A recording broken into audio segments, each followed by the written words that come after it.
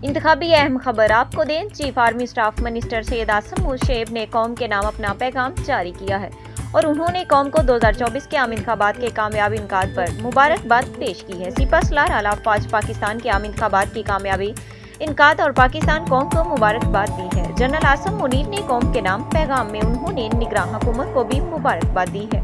Election commission of Pakistan को भी, सियासी जमाती और तमाम फातह उम्मीदवार को भी मुबारकबाद दी है। आर्मी चीफ ने अपने मुबारकबादी पैगाम में कहा कि हक दही के इस्तेमाल के लिए भरपूर अवाम की शिरकत जमहूरियत के लिए और उनके अज़म के लिए सबूत है।